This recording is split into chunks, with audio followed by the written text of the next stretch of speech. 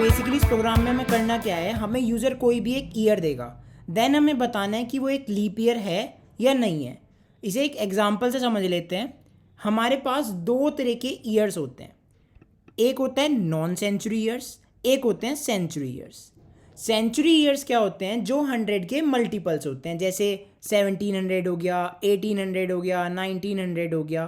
ठीक है, अगर अब हमें लीप ईयर चेक करना है तो हम क्या करेंगे, किसी भी ईयर को मॉड्यूलस 4 करेंगे, मतलब उसका अगर रिमाइंडर 0 आ जाता है उसे डिवाइड करके। अगर जैसे हम लिख लेते हैं, अगर हमने 1890 को किया और इसका मॉड्यूलस निकाला, मतलब उसको डिवाइड किया 4 से, और उसका जो रिमाइंडर आया, अगर उसका रिमाइंडर 0 आ जाता है तो वो क्या है, एक लीप ईयर है। तो मतलब अगर हमने ये चेक किया तो ये नहीं है। ऐसे ही हमने 1905 चेक किया, ये भी नहीं है। 1984 चेक किया, ये है। अगर हमने मॉड्यूलस 4 किया, मतलब उसका जो रिमाइंडर आया वो 0 आ गया।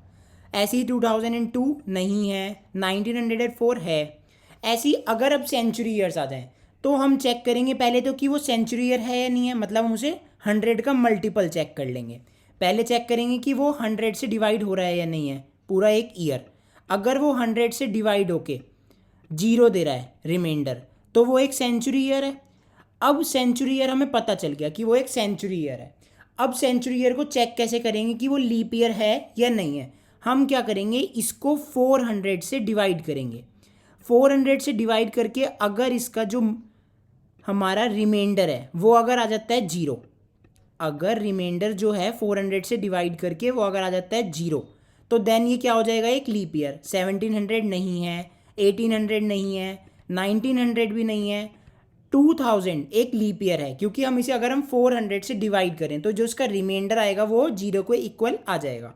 तो ये है, ये भी नहीं है, 2400 है। ठीक है, इसके लिए एक प्रोग्राम लिख लेते हैं। अब एक हेडर फाइल लगाएंगे, #include stdio.h, then int main. Int main के बाद क्या करेंगे, ईयर ले लेंगे, एक वेरिएबल लिया ईयर, देन उसे यूज़र से इनपुट ले लेंगे, तो एंटर द ईयर ले लेंगे। देन क्या करेंगे, उसको स्कैन एफ करेंगे, स्कैन एफ कर लिया ईयर को, स्कैन एफ किया। देन क्या करेंगे, पहले चेक करेंगे कि वो क्या है, एक सेंचुरी ईयर है या नहीं है। तो सेंचुरी ईयर के लिए कंडीशन क्या है, 100 का मल्टीपल।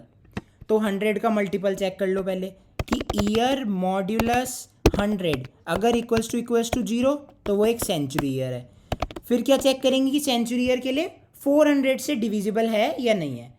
तो क्या करेंगे, ईयर मॉड्यूलस 400 अगर इक्वल्स टू 0 इसका रिमाइंडर आ जाता है तो वो क्या है, एक प्रिंटफ लीप ईयर है, लीप ईयर लिख देंगे।